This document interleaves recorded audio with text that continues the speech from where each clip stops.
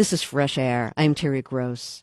The recent unrest in Baltimore is the legacy of a century of federal, state, and local policies designed to quarantine Baltimore's black population in isolated slums, according to my guest, Richard Rothstein. He says that the effects of these policies continue today. Rothstein has spent years studying the evolution of residential segregation nationwide. Last summer, after Michael Brown was shot and killed by a police officer in Ferguson, Missouri, and some of the protests turned violent, Rothstein wrote the report, The Making of Ferguson, Public Policies at the Root of Its Troubles. He's also written extensively about how poverty affects education. Rothstein is a research associate of the Economic Policy Institute and senior fellow of the Chief Justice Earl Warren Institute on Law and Social Policy at the University of California, Berkeley. Richard Rothstein, welcome to Fresh Air. Thank you. I think the American public, including the people trapped in poverty in inner cities, don't understand how literally ghettos were legislated into existence. Do you consider it part of your mission now to explain that, to put some of the anger that's happening, that we're seeing now, in context? Yes, we've forgotten all this history. It's not that we never knew it, but we've forgotten it.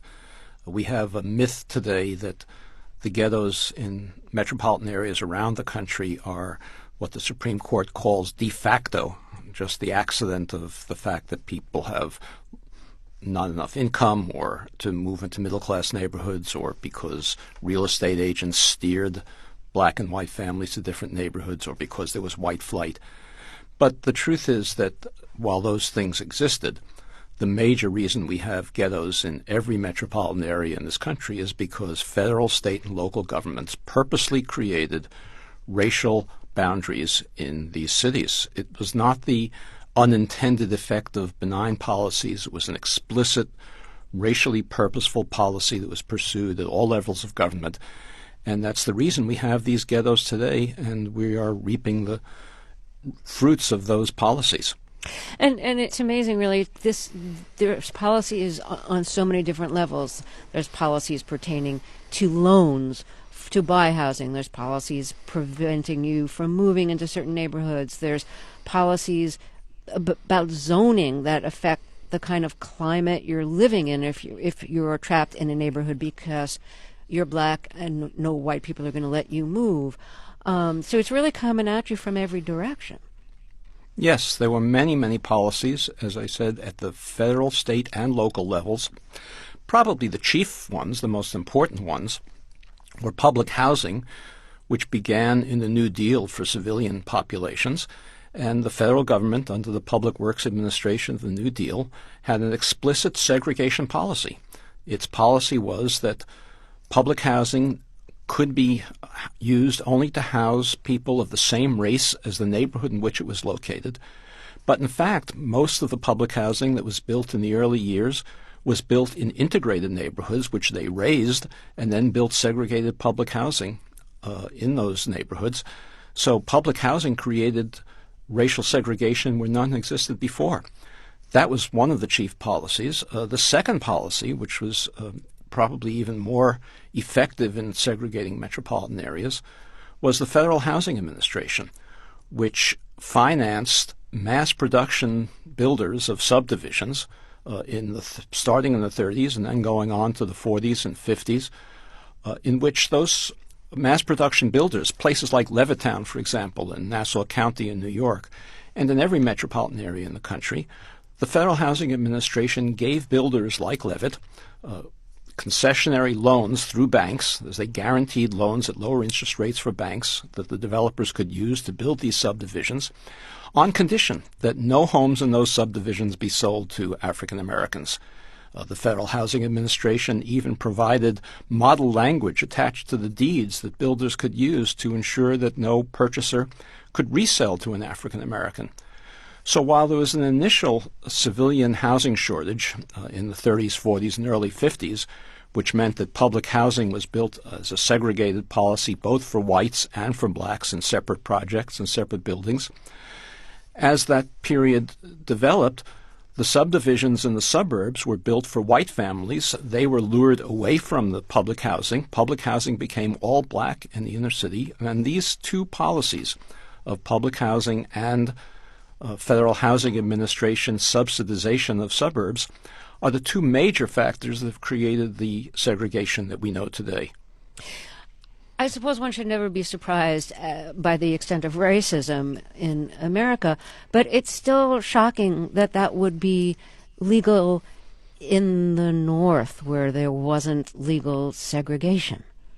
But there was. This was not legal. It was unconstitutional. But this was the policy that the federal government followed. As I said, it was once well known.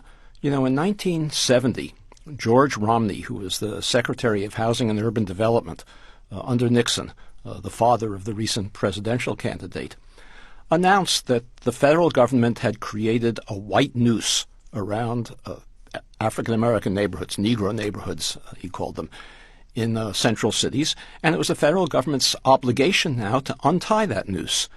And Romney implemented a series of policies designed to integrate the suburbs, to reverse the policies that had been pursued in the previous 20 years.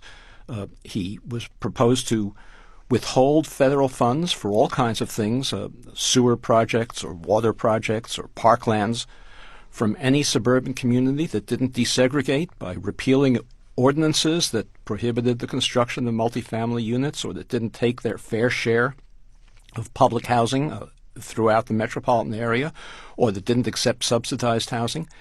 And Romney actually did withhold federal funds from 3 suburbs as his first round of this policy. He called it open communities. And there was such a uproar in the country about it that President Nixon reined him in. Romney was forced to cancel the open communities program. He was eventually forced out as Secretary of Housing and Urban Development. And we've had nothing since from the federal government that was anywhere near as aggressive in trying to reverse the policies that the federal government had pursued to create segregation. So for anyone thinking, sure, but that's all in the past, but we've made progress, so segregation in housing isn't as extreme as it was in the past or even in the recent past, what would you say to those people who think that? Well, let me give you an example of how these policies persist into the present and their effects persist into the present. I mentioned Levittown before as one of these developments, and they were all over the country. They were in St. Louis, they were in Baltimore, they were in San Francisco. Well, at that time, in the early 1950s, late 1940s, when Levittown and the Daly City development and others around the country were built, they sold for about $7,000, $8,000, $9,000. In today's terms, that would be about $125,000, or about 2 times or 2.5 times national median income. Returning war veterans were able to afford homes like that. Black and white could have afforded them, but only whites were permitted to buy them. Well, today, homes in places like Levittown or Daly City or the suburbs in places like St. Louis and Baltimore and other cities around the country that were built in this fashion sell for $400,000, $500,000, about 7 times national median income. Well, in the intervening period, in the 50 years following the construction of these homes and their purchase by working class, lower middle class white families, those white families gained appreciation, equity appreciation, of about $350,000, $400,000. They used that money to send their children to college, to send their grandchildren to college. If they sold their homes, they gained that bonus and bequeathed it to their children and grandchildren. African Americans who were denied the opportunity to purchase those homes at a time when they could have afforded it just as easily as white families could, they gained none of that appreciation. The result is that today, African American average incomes, family incomes, are about 60% of white family incomes, but African American wealth is about 5% of white family wealth, and that difference between 60% of income and 5% of wealth is entirely attributable to federal housing policy. Now, in 1968, we passed the Fair Housing Law, the Civil Rights Act, in which we said, okay, African Americans, you now have the right to buy into places like Levittown or Daly City or any of the places in between. We can no longer prohibit you from doing so. But that's an empty right, because those homes are no longer affordable to working class and lower middle class families. The white families who bought into them when they were working class and lower middle class moved up the economic ladder as a result of their opportunity to live in places like that, and black families were prohibited from doing so. So simply giving people now the right to live anywhere they please is an empty right, because the economics have changed so much in the last 50 years. Let's turn back the clock and go back to 1910. You've written the story of a black Yale Law School graduate who bought a home in a previously all-white neighborhood in Baltimore in 1910. And the Baltimore city government reacted by adopting a residential segregation ordinance restricting African Americans to designated blocks. Would you explain that policy and the rationale behind it? Well, the policy was not only in Baltimore, although Baltimore was the first city to enact such an ordinance, but it was across the country. These ordinances typically prohibited blacks from buying homes on blocks that were predominantly white. They weren't necessarily all white, because our urban areas were much more integrated at that time than they are today, and it prohibited whites from buying homes on blocks that were primarily black. In 1917, and the Supreme Court found such ordinances unconstitutional, not because they discriminated against African Americans, but because they prevented property owners from selling homes to whomever they wanted. In other words, it was disadvantageous to white people, that's why. That's right. They couldn't sell their property to anybody that they wanted. And cities around the country figured out ways of evading the Supreme Court decision. Some outright ignored them. In Baltimore, they reacted to the Supreme Court decision by not enforcing the ordinance anymore, but instead the mayor of Baltimore set up a committee on segregation. And that committee on segregation was designed to use city agencies to enforce the boundaries that had been previously set up by the ordinance without using the ordinance itself. So health inspectors and building inspectors were charged with the responsibility of condemning properties that were sold to the wrong race. The Committee on Segregation also organized neighborhood associations around the city of Baltimore to circulate restrictive covenants. These were legal documents that were either attached to deeds or were covenants, contracts among neighbors that would prohibit African Americans from moving into homes previously owned by whites. And this was all done by city government. So this is another example of policies that were not benign with unintended consequences, but explicit racial policies designed to segregate Baltimore and every city in the country. St. Louis, where Ferguson took place, evaded the Supreme Court decision by establishing a zoning commission. If a neighborhood was populated with African Americans, even if not all African Americans, the St. Louis Zoning Commission permitted liquor stores and polluting industries, even houses of prostitution in those neighborhoods, in effect creating those neighborhoods as slums. Let me quote something that the mayor of Baltimore said, and I'm not sure if this was in 1910 or shortly after, but this pertains to the restrictive housing ordinance. He said, "Blacks should be quarantined in isolated slums in order to reduce the incidence of civil disturbance, to prevent the spread of communicable disease into nearby white neighborhoods, and to protect property values among the white majority." That pretty much sums it up. Yes. what the policies were intended to do. I mean, that's quarantine black people in slums. I mean, that's a good summary. Yes, and as I said, once that ordinance was declared unconstitutional, the mayor of Baltimore set up a committee of segregation to enforce the policy in other ways. I want to emphasize this was public policy. This is what the lawyers called de jure segregation. This was a violation of the 5th, 14th, and 13th Amendments, and it's never been remedied. It established the boundaries of racial ghettos that persist to this day. So when you talk about the housing covenants that were signed, and in some cases people were pressured to sign them, give us an example of how one of those covenants might have read.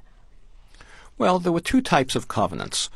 One was attached to the deed of a home, which prohibited the owner of the home from reselling the home to a person who was not Caucasian. That was typical.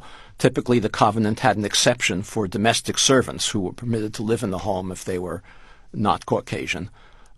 The covenants would prohibit anybody else from residing in a home, as they couldn't rent to an African American. So that was attached to the actual deed of the home. And those covenants are still in deeds around the country today. As I said, the federal government actually provided language, model language, to builders that they could put in the first deeds of homes that they were selling in subdivisions. The second kind of restrictive covenant was an agreement between neighbors, typically organized by a neighborhood association, in which any neighbor would have the right to sue to have evicted any other home, an African American who purchased any other home in the neighborhood. So this was a joint conspiracy, in effect, a legal conspiracy, unconstitutional though, to enforce the racial homogeneity of a neighborhood. So in other words, if I sign the covenant and if you sign a covenant and then I betrayed it by selling my home to an African American buyer, you'd have the right to evict me. That's you and the correct. other neighbors. That's correct. And the state courts enforced these covenants everywhere in the country. There were Supreme Court decisions, state Supreme Court decisions in states all across the country upholding the alleged legality of these covenants, and state courts routinely evicted African Americans who purchased homes in borderline neighborhoods that were white in an attempt to preserve racial homogeneity. Let me give you an example of how pernicious and pervasive this kind of thing was.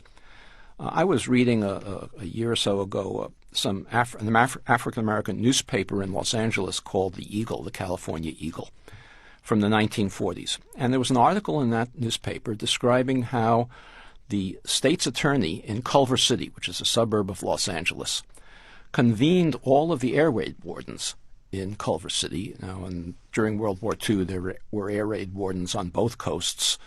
In Los Angeles, they were designed to go door to door and instructed to tell homeowners and residents to turn off their lights in the evening so as not to provide guidance for Japanese bombers. The same thing was true on the East Coast.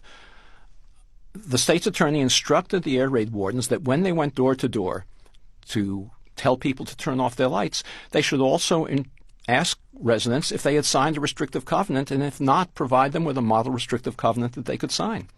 This was the state's attorney organizing air raid wardens to enforce racial segregation at the time when their job should have been simply to protect residents from enemy bombs. Now, the Supreme Court did strike down racial covenants as being unconstitutional in 1948, but did they nevertheless continue after that? Oh, they did continue after that. The Supreme Court, all it did in 1948, it didn't say that the racial covenants were unconstitutional. All it said was state courts couldn't enforce them. So you could no longer sue your neighbor to have an African-American family evicted. But what real estate agents and neighborhood associations figured out soon afterwards was that, well, they couldn't sue to have them evicted. Instead, they would put in the racial covenants a penalty so that if a resident sold a home to an African-American, the African-American could no longer be evicted in state court, but the neighbors would be entitled to damages, and those damages were often greater than the price of the homes. That went on for another almost decade until the Supreme Court found that that was unconstitutional. And real estate agents continued to put these covenants in deeds. Builders continued to put these covenants in deeds long after they were no longer enforced by the Supreme Court.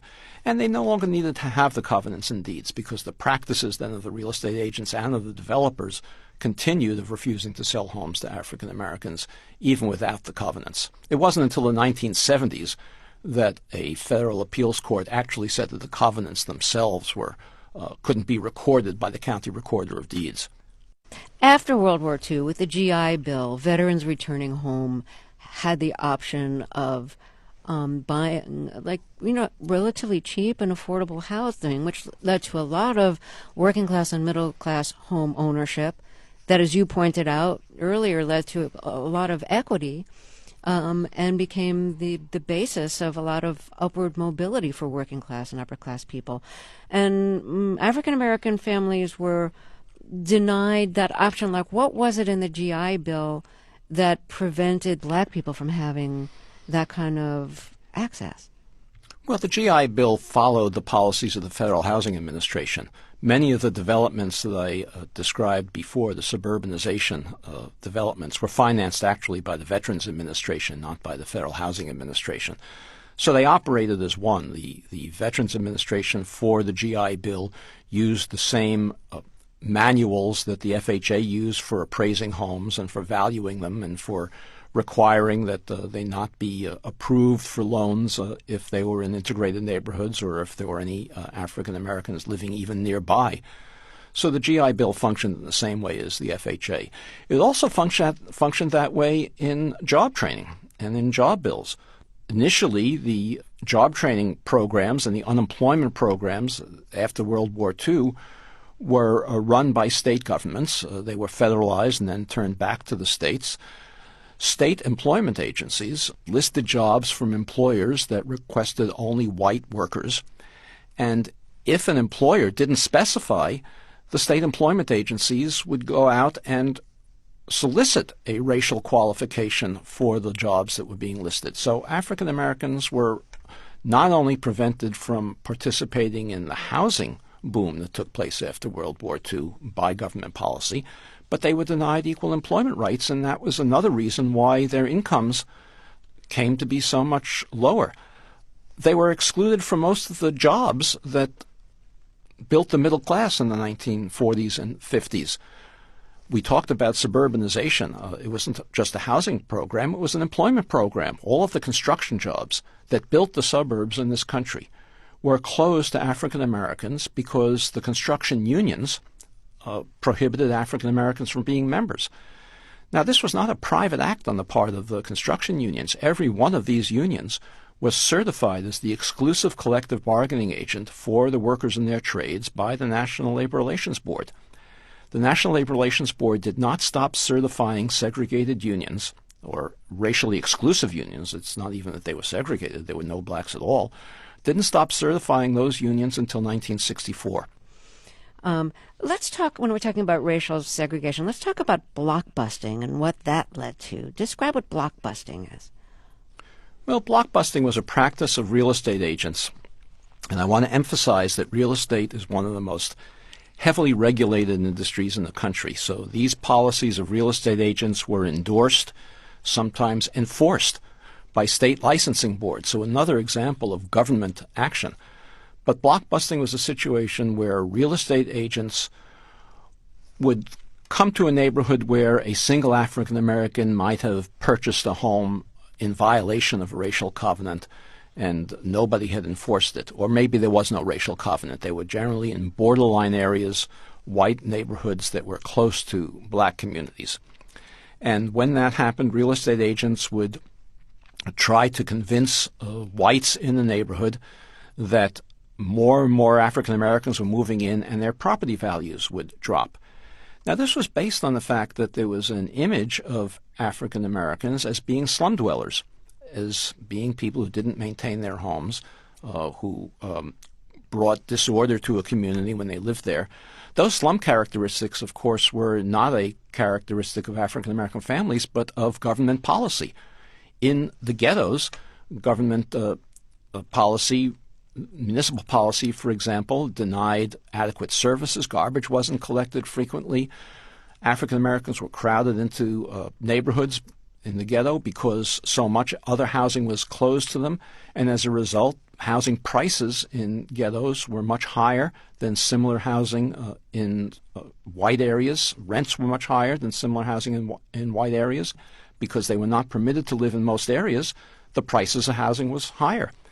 And so this created slum conditions. So when African Americans managed to break out of those slums and buy a home in a neighboring area, whites could be persuaded that slum conditions were going to be brought with them. So the real estate agents would go into these neighborhoods and try to panic white families into selling their homes cheap to the real estate agents. They used techniques. They would recruit blacks from the ghetto to walk around the neighborhood pushing baby carriages. They would phone call families in the white area and ask for names that were stereotypically African American. They would call a white family and ask if Johnny May was there. All intended to give the impression that this was rapidly turning into another black slum. The white families who panicked would then sell their homes to the real estate agents or the speculators at prices far below what they were worth. The speculators would then turn around and resell the homes to African Americans at far more than they were worth because of the restricted supply. And this policy was called blockbusting, and it was a policy that was condoned by state licensing boards throughout the country. The only way to prevent it would have been if state licensing boards removed the licenses of real estate agents who participated in these practices, but they never did.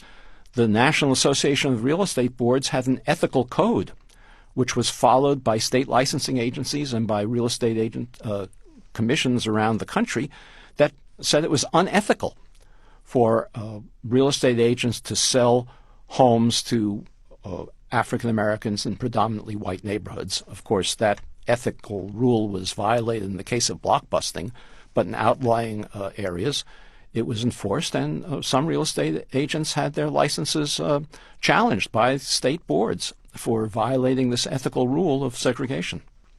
So one of the pieces of legislation to come out of the civil rights movement was the Fair Housing Act. What impact did that have on all of these, like local and federal policies that were enforcing segregation in housing? Well, it had some impact. I certainly wouldn't say it had no impact. We have some middle-class integration today in metropolitan areas around the country as a result of the Fair Housing Act. As I mentioned earlier, it gives African Americans the right to live in any community, and African Americans who have the means to do so can purchase homes in white neighborhoods, and they do so in small numbers. So we've been talking about legislation at every level of government. Banks and lending institutions have played a major role in the enforced housing segregation that you've been talking about. So let's talk a little bit about redlining. Would you describe what that is? Well, redlining is the policy of banks not to issue mortgage loans in African American neighborhoods. The redlining term comes from the fact that the maps that the banks use to determine where they will not issue loans because there's an African American population were created by the federal government. They were created during the New Deal by the Homeowners Loan Corporation, and it's called redlining because black neighborhoods were colored red on those maps. So again, this is a residue of government policy. The Federal Housing Administration is the main culprit here. The reason that banks will not issue loans, or one of the main reasons that banks will not issue loans or did not issue loans in African American neighborhoods is because the FHA would not insure them. And the FHA wouldn't insure them because the FHA's appraisal manuals told appraisers that loans were not worthy of, they were not secure if African Americans were purchasing the homes. So again, it's redlining, and it's a bank policy, but it all stems from federal policy. Banks are very, very heavily regulated. There are inspectors who come to every bank that's making loans from the Federal Reserve Board, from what it was called once the Federal Office of Thrift Supervision, from the Controller of the Currency. All of these regulators were complicit in this redlining policy. The Civil Rights Commission, the U.S. Civil Rights Commission, held hearings in the 1960s, and William McChesney Martin, who was then the chairman of the Federal Reserve Board, told the Civil Rights Commission that he approved of denying loans to African Americans because his main concern was preserving property values, and property values would fall if African Americans bought homes. In 1961, or maybe 62, I don't recall now, President Kennedy issued an executive order prohibiting federal agencies in the housing field from engaging in racial discrimination. But Federal Housing Administration offices around the country ignored the executive order. One Federal Housing Administration official testified before the Civil Rights Commission that he was not going to follow the executive order because he would lose market share. The Federal Housing Administration would lose market share if it couldn't enforce racial segregation. Before the housing bubble burst and the stock market collapsed, African American home buyers were being targeted for subprime loans.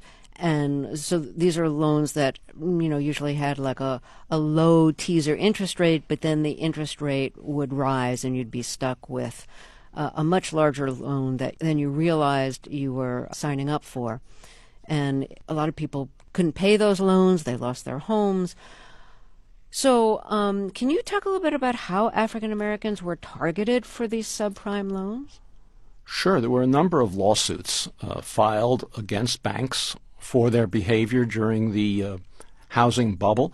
One of them, it so happens, was from Baltimore County. Baltimore itself, Wells Fargo Bank was sued by some civil rights groups, and testimony in that suit in Baltimore was that the bank had set up a special sales unit of African-American salespeople in the bank whose job it was to go out to black churches and market these kinds of loans, refinancing loans, so that blacks would give up their existing mortgages for an initial low teaser rate, not realizing that the interest rate would later explode and that there would be enormous prepayment penalties if they tried to get out of it. But this was specifically targeted at African American families.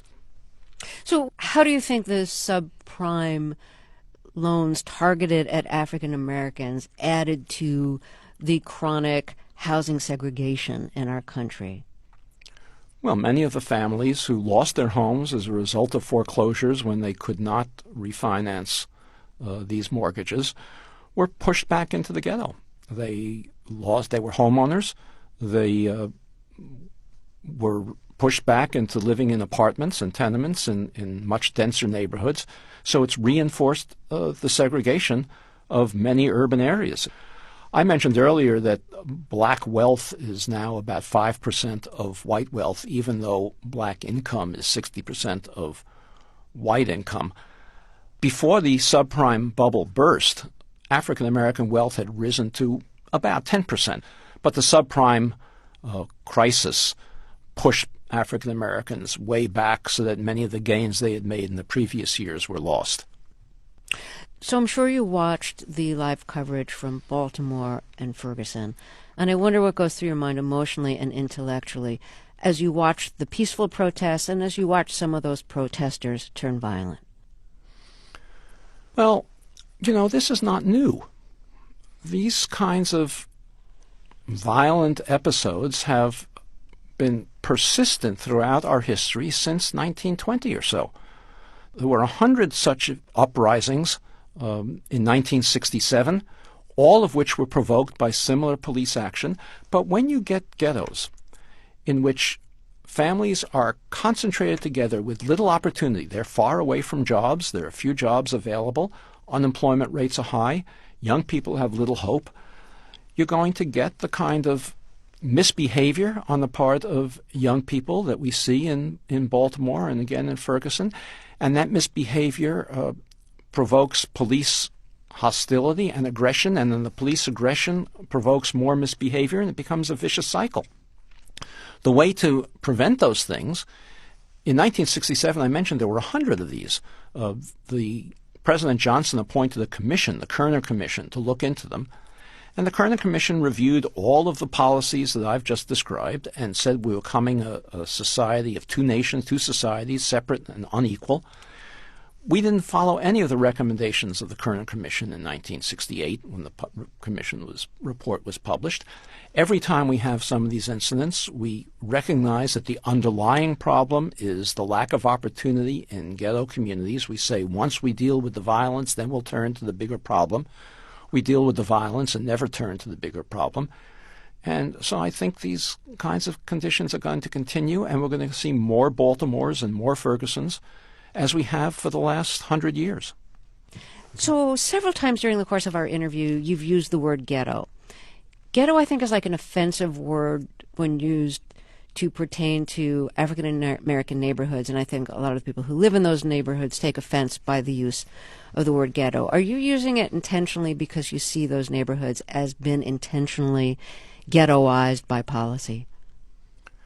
Well, one of the ways in which we forget our history is by sanitizing our language. and pretending that these problems don't exist. We have always recognized that these were ghettos. A ghetto is, as I define it, a neighborhood which is homogeneous and from which there are serious barriers to exit. That's the technical definition of a ghetto. Robert Weaver, the first African-American member of a cabinet appointed by President Johnson as his Secretary of Housing and Urban Development, described many of the policies that I've described today in a book he published in 1948 called The Negro Ghetto. The Kerner Commission referred to the ghetto.